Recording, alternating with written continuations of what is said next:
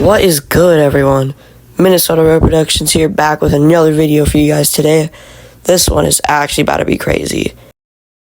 For a little sneak peek, we take a trip to Northtown Yard up in Minneapolis, and we get to visit a train show and get lots of model trains and absolutely dump our life savings. Oh yeah, also check out Trax Productions' video on this. Mine's kind of like a part 2 or like a half. I don't really know. We start our journey off at the Minnesota Model Railroad Show located on the Minnesota State Fairgrounds in St. Paul, Minnesota. The stupid thing I forgot to do was actually record clips at the Model Railroad Show. So the only clips I got of it were a few displays like this O scale one you see here, and then another HO scale one.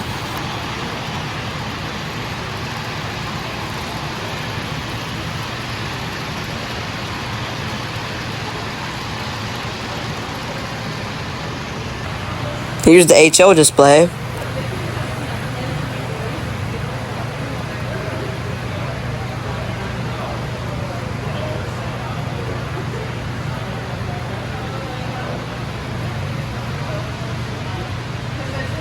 And now the super amazing N scale layout.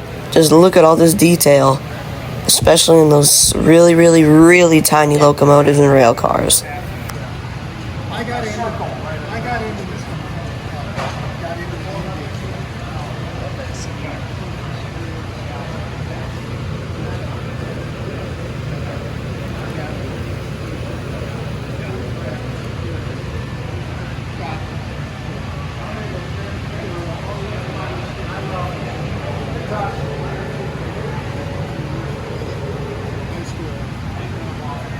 We move back over to the O scale layout where we see this. Wait a minute. What is that? Alright, that is goofy.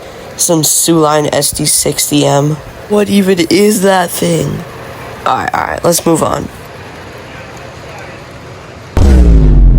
Duo in As you can St. Paul, probably tell Minnesota. from my foaming in this video, we see a war bonnet duo sitting in the St. Paul intermodal. I'm guessing waiting on their train, but this is just the first. We get to Northtown Yard with seconds to spare as an intermodal with yet another war bonnet passes right under us.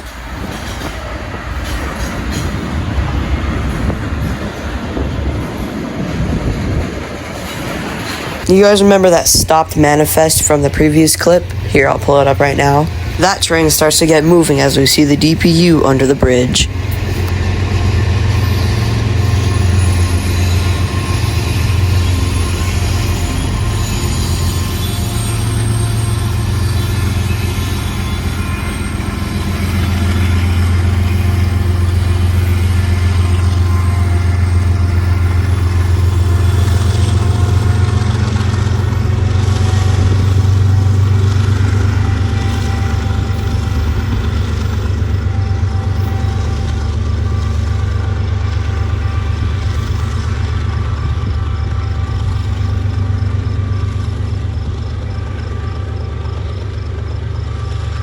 Next is Canadian Pacific Kansas City Southern Train 242 with a really nice Canadian Pacific and Kansas City Southern duo.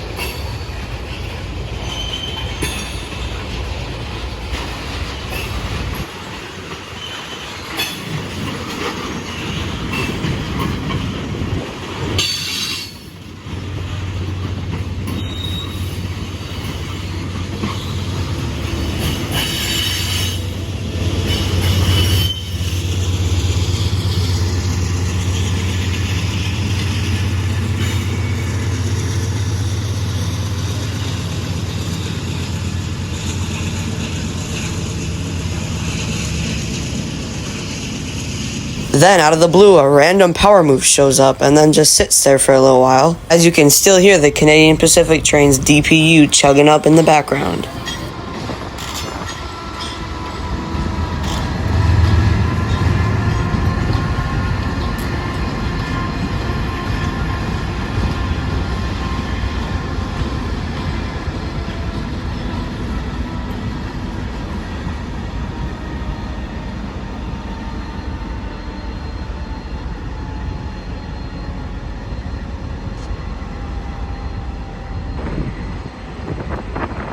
While we wait for the power move to get going again, we see headlights at the other end of the yard. We see the practically famous Warbonnet-8 duo roll past on their way to the other end of the yard.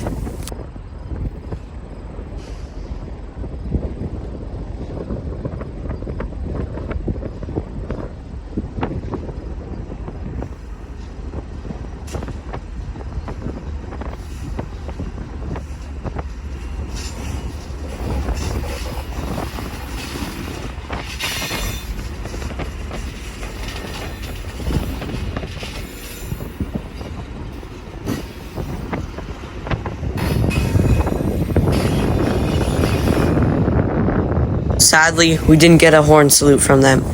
But then, out of the blue, again, I see another war bonnet round the curve where the Canadian Pacific Withrow sub crosses over Northtown Yard.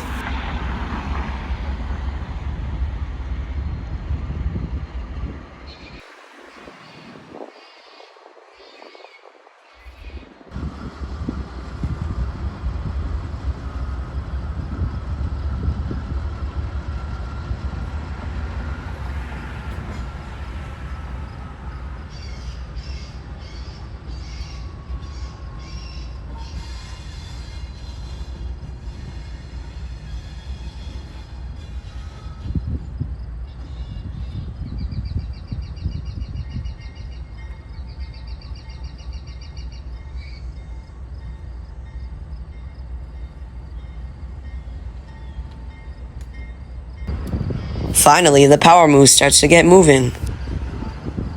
I have absolutely no idea where this power set is going, if it's just running to the shops or onto a train.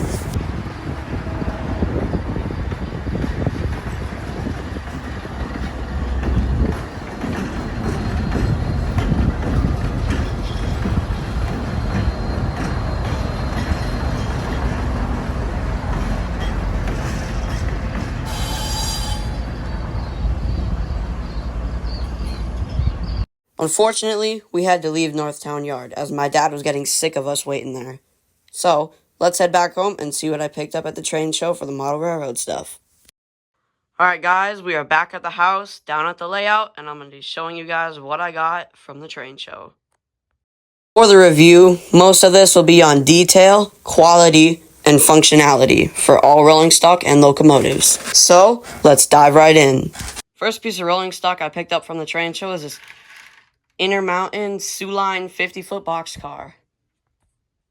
I picked this car up for around $33, and I'd say it's pretty nice. It's got metal wheels, so you can see right here, metal knuckle couplers, and it's even got a mini air hose on it. Detail around the car looks nice as well, from handrails to even the bottom of the car. I'd say this is a pretty nice piece of rolling stock. Functionality-wise, all this thing does is pretty much roll and look pretty.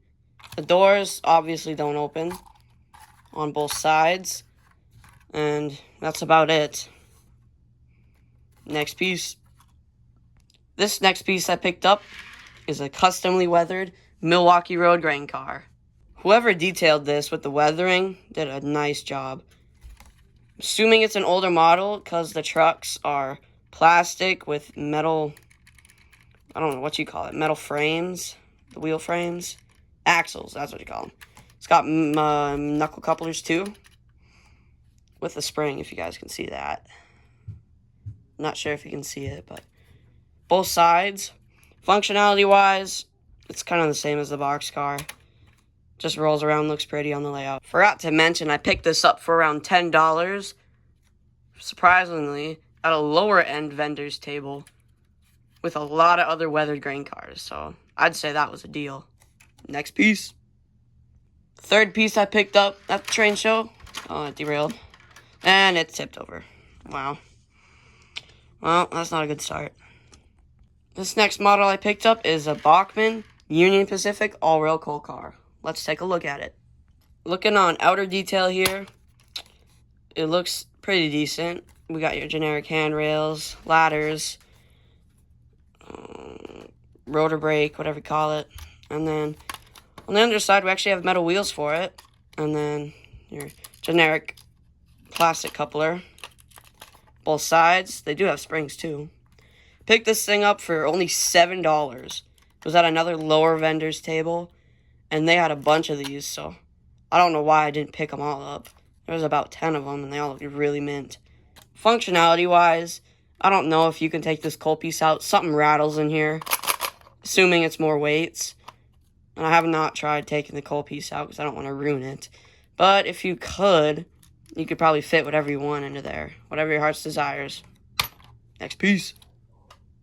This next model I picked up is a Bowser DMIR 2-bay hopper.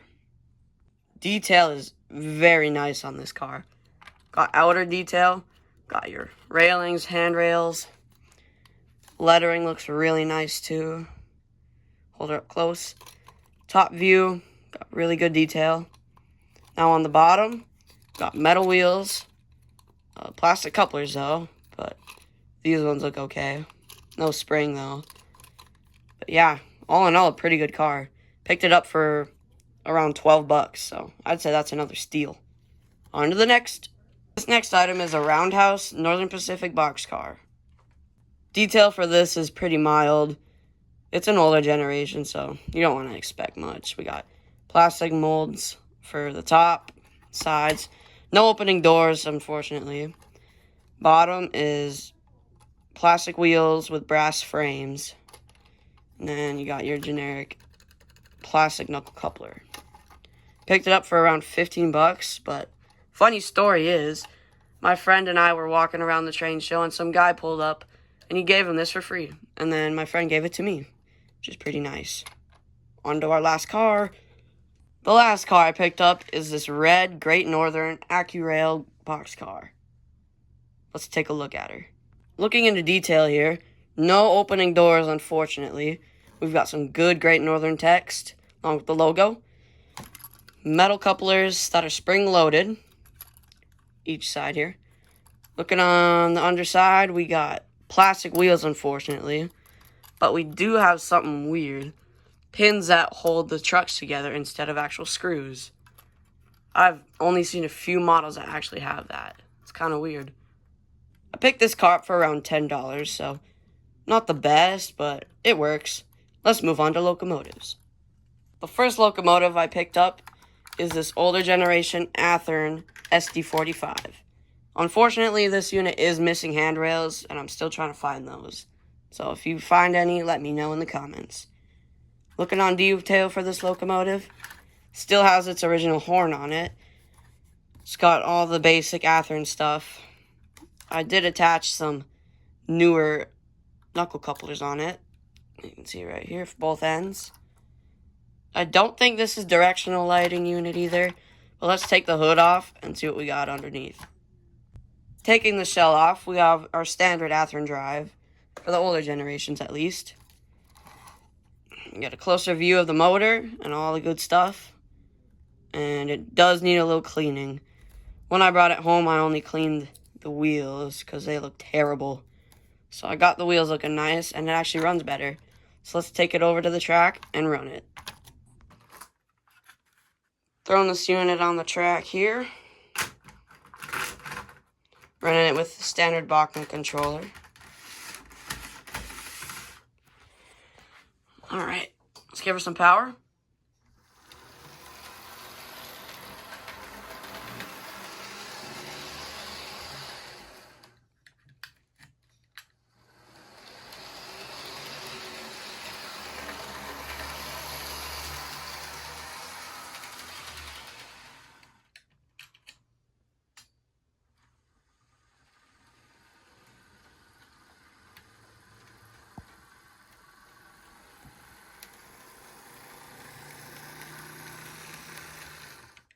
Alright, let's get our slow speed here.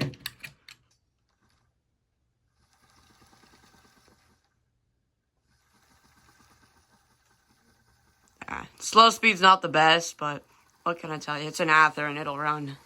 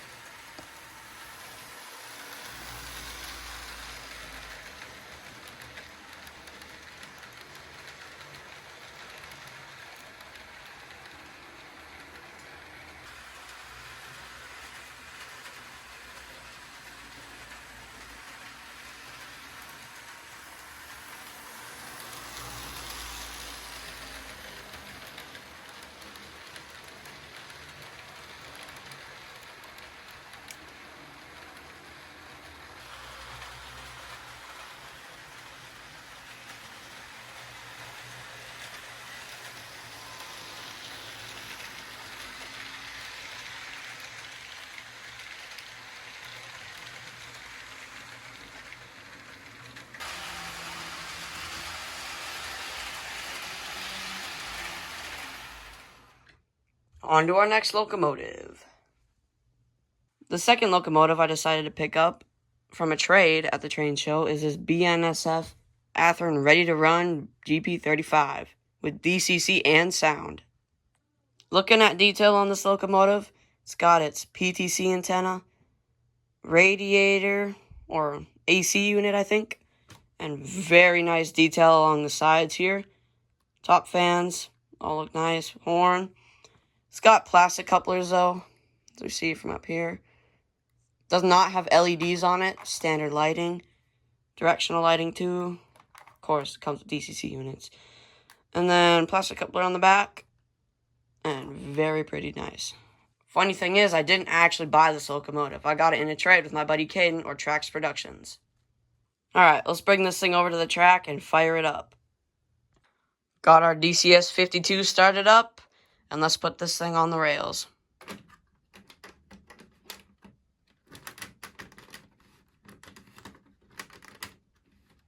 Alright, start her up.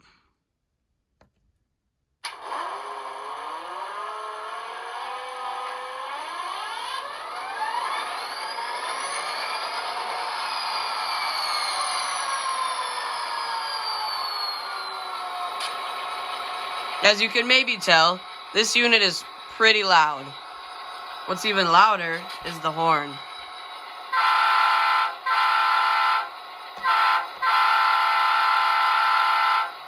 Yeah, pretty loud.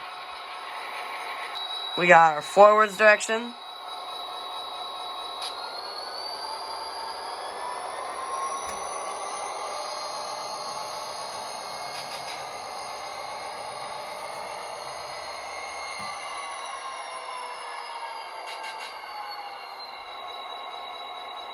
Now we're backwards direction.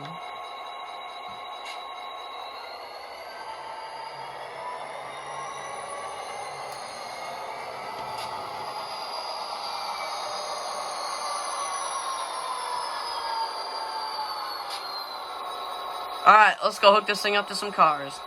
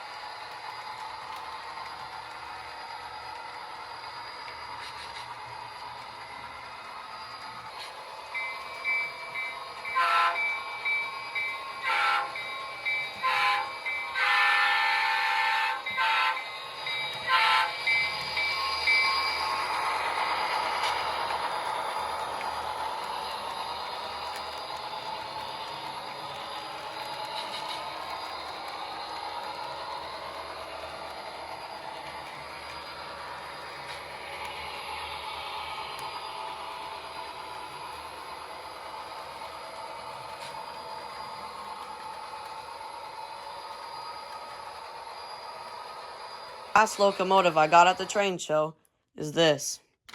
A Walthers Mainline Santa Fe B40-8W.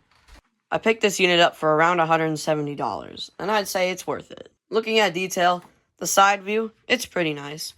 We've got front nose lighting, no ditch lights unfortunately, but I think I can install those. Not much on the roof, but I did buy a part for this, so stay tuned. Other side looks the same, and then you got the back here. Pretty normal. No number boards for the back, though. I did some digging on eBay, and I found some CMR PTC arrays that I think are 3D printed, actually, so let's unbox those. As you can see, I think I might have got the wrong one, honestly. From pictures, I've seen the two side things, but not this middle piece for GE units. I'll pull up a picture right now of what they look like. I think what you do is you take these parts off this base plate here, and then just glue them onto the top or the sides of your locomotive. Let's go unbox these from the packaging. Now, I can't just put these on like this. It kind of looks pretty goofy. You can see right here, that looks very wrong. So, let's take this off the base plate. As you can see right here, one's already kind of loose. And let's go paint these.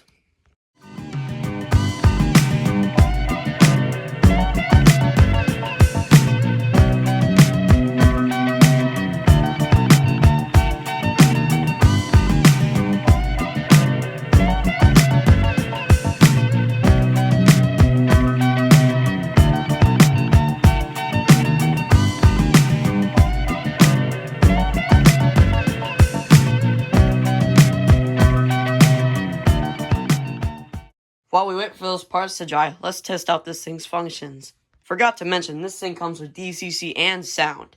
Let's throw it on the tracks and hear what she sounds like.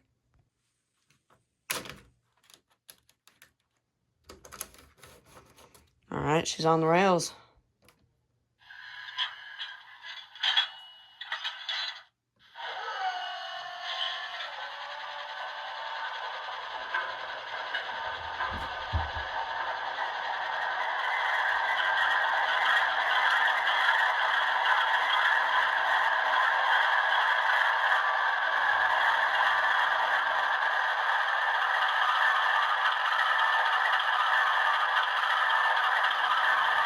This unit isn't that loud compared to the GP35, but I'd say it's still decently loud. Let's hear the horn and bell.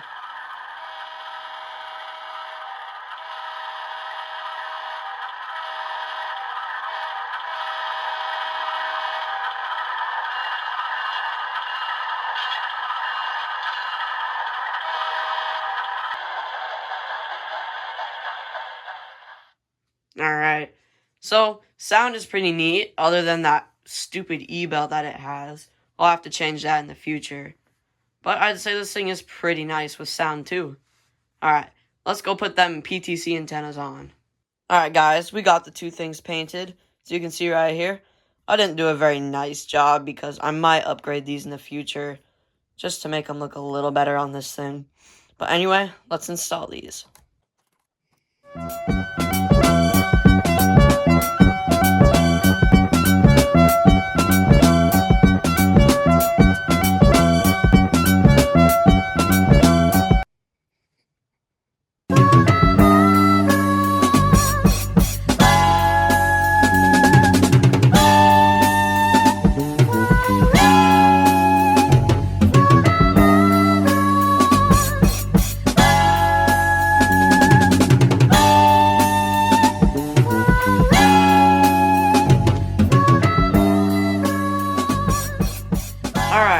See here, things have dried on and the PTC antennas look real nice.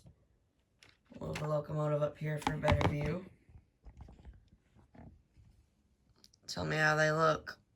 The paint does not look the best, like I said. I'll try to upgrade them in the near future, but I think it looks pretty nice for a start. I know there's like two middle antennas that go here and here, and I have no idea where I can find those at. So if anyone can help me find those, that'd be great. But since we reviewed this locomotive so much, Why don't we put it with some cars and run it on a train?